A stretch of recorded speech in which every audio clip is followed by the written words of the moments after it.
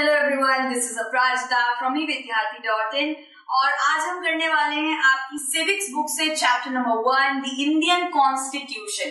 तो चलिए हम एमसीक्यूज करने के लिए सबसे पहले इसकी जर्नी पे चलते हैं। जर्नी है हमारी evidyarthi.in की वेबसाइट पे सबसे पहले पहुंचना है।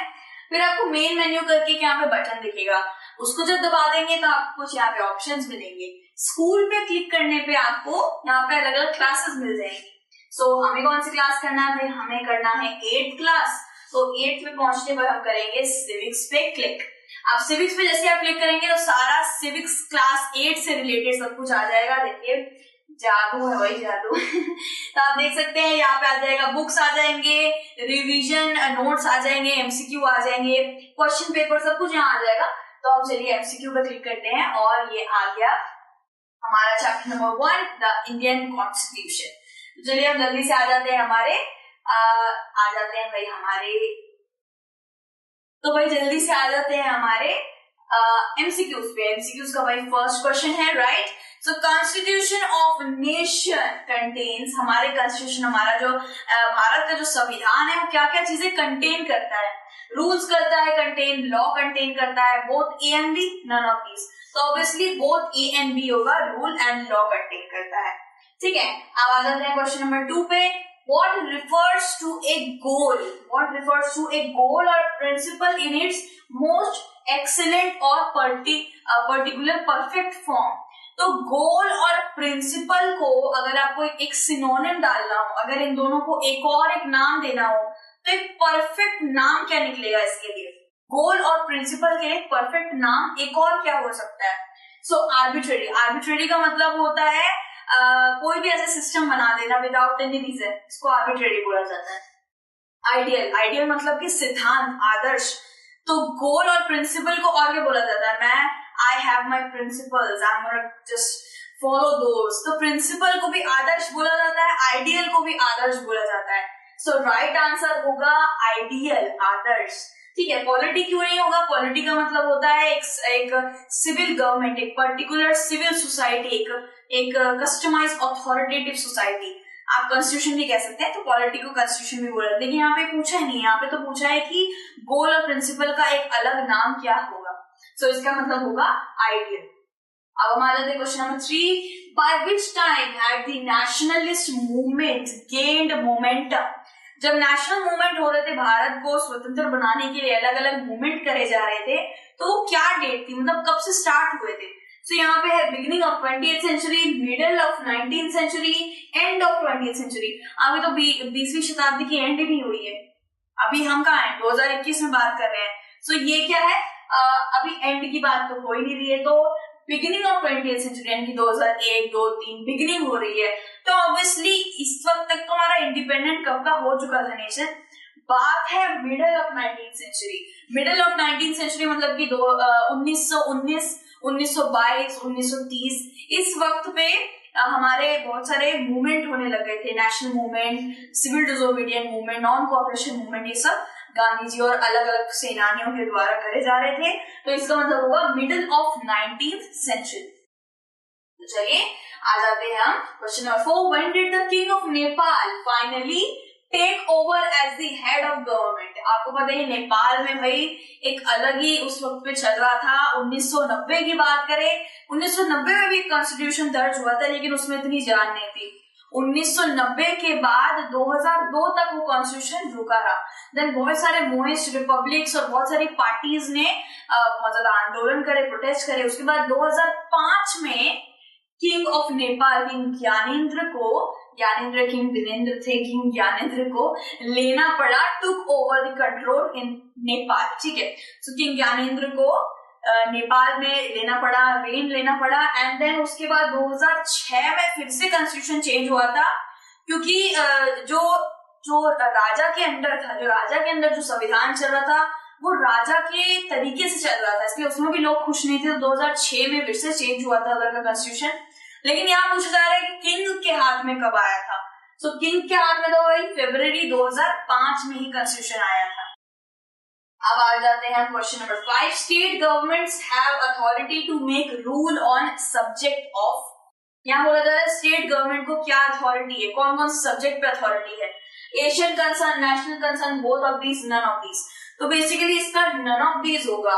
क्यों होगा? क्योंकि नेशनल कंसर्न हमारे इंडिया के ऊपर अगर कोई भी कंसर्न होगा तो वो डायरेक्ट स्टेट अथॉरिटी ले लेगी। क्या स्टेट है, सेंटर है, लोकल गवर्नमेंट है, कैबिनेट मिनिस्टर है, सब बैठ कर भाई नेशनल कंसर्न पे बात करते हैं।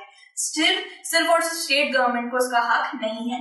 एशियन कंसर्न, पूरे एशिया की बात करें तो उसके ऊपर भी एक छोटे से स्टेट गवर्नमेंट को हक नहीं है, तो उसका नन ऑफ दीज आ जाएगा। ठीक है, अब हम आ जाते हैं who has role in, ये आ जाता है क्वेश्चन नंबर 6 आपका, who has role in play in formation of government under universal adult franchise।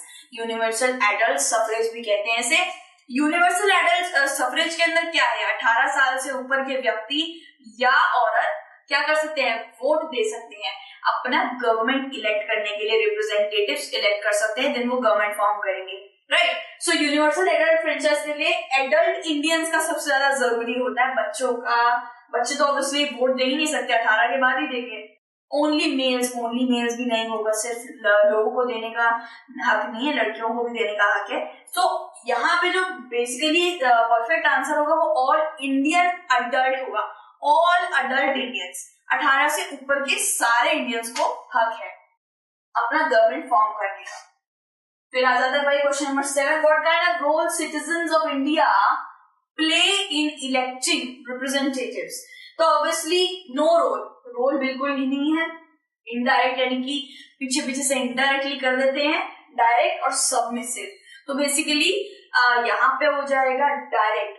हमारे इंडिया के लोगों को डायरेक्ट रोल दे रखा है अपने इलेक्ट करने का रिप्रेजेंटेटिव्स को, एंड देन वो आगे जाके गवर्नमेंट इलेक्ट करते हैं, गवर्नमेंट बनाते हैं, गवर्नमेंट फॉर्म करते हैं। तो इसका हो जाएगा डायरेक्ट रोल है। क्वेश्चन नंबर 8 है, what refers to independent people in a democratic form of government. अब यहाँ पे थोड़ा सा आपको ट्रिकी बना दिया गया है इस क्वेश्चन को। What refers to independent people? Independent people in a democratic form of government. So democratic government को फॉर्म करने के लिए इंडिपेंडेंट लोगों की जरूरत तो होती है। आपको तो पता है government is ideal to the people. Government हम बनाते हैं, पीपल फॉर्म दी गवर्नमेंट। हमारा जो गवर्नमेंट चलता है वो कंट्रोल है by the people, for the people. ठीक है, सो वो अबव कभी नहीं होगा, लोगों के नीचे ही होगा, और लोगों को सारे इंडिविजुअल्स को हक है कि वो कौन से गवर्नमेंट को चूज करेंगे।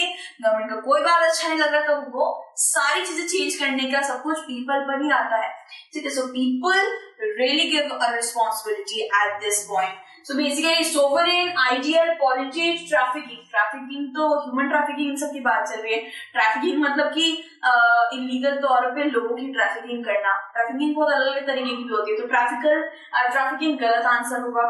पॉलिटी मतलब कि कॉन्स्टिट्यूशन, पॉलिटी मतलब कि एक पर्टिकुलर सोसाइटी जहाँ पे कॉन्स्टिट्यूशन चलती है, जहाँ पे बहुत अच्छी तरीके से सिविल सोसाइटी है। सो पॉलिटी का मतलब आप कॉन्स्टिट्यूशन ही समझ के चलिए। आइडियल यानी कि संविधान, आइडियल ले लीजिए, आदर्श ले लीजिए, आइडियल का मतलब आदर्श होता है। सोवरेन मतलब कि जहाँ पे लोगों को पावर दे रखी है, जहाँ पे लोगों के पास पावर है। तो डेमोक्रेटिक गवर्नमेंट फॉर्म करने के लिए इंडिपेंडेंट पीपल के पास क्या है? पावर दे रखी है। So sovereign is the right answer. अब आ जाते हैं, अगर 13 साल के बच्चे को फैक्ट्री में काम करते आप देखेंगे तो उसे क्या बोला जाएगा? ठीक है, if a 13-year-old boy is working in a factory, what is it called?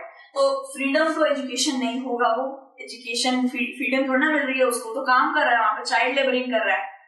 मैंने तो आंसर ही बता दिया।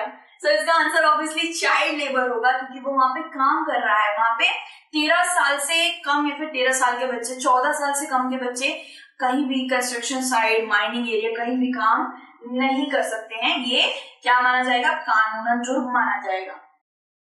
Which of the following are fundamental rights? Question number 10 है, फंडामेंटल राइट्स कौन कौन से इसमें आ जाते हैं? राइट टू इक्वालिटी फंडामेंटल है, राइट टू फ्रीडम भी फंडामेंटल है, राइट अगेंस्ट एक्सप्लॉयटेशन भी फंडामेंटल है।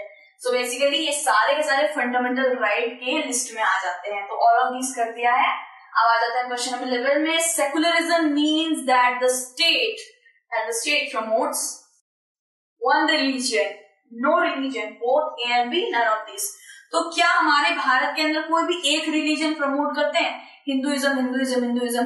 अगर ऐसा होगा, अगर सिर्फ हिंदुइज्म प्रमोट करेंगे तो बाकी के धर्मों को कितना बुरा लगेगा, उनकी फीलिंग्स को ठेस पहुंचेगी।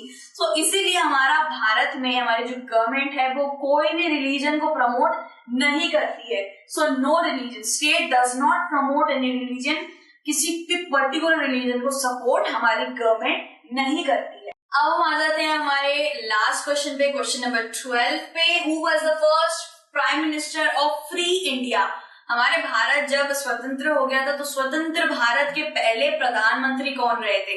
तो यहाँ पे कुछ ऑप्शंस है, Lal Bahadur Shastri, Mrs Indira Gandhi and Gulzari Lal Nanda. So obviously मैं एक पॉइंट पे आती जाऊंगी।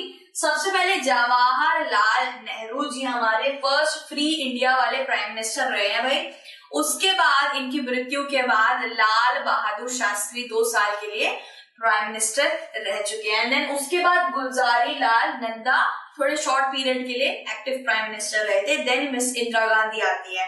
ठीक है, तो हमारे फ्री इंडिया के कौन थे भाई? जवाहरलाल नेहरू थे। तो इसके बाद हम व्यू रिजल्ट करेंगे तो हमारे सारे आप बता देंगे आपने कितने गलत किए हैं, कितने सही किए हैं। भाई हमने 12 करेक्ट करे हैं, करेक्ट बिल्कुल 12 के 12 करेक्ट कर डाले हैं।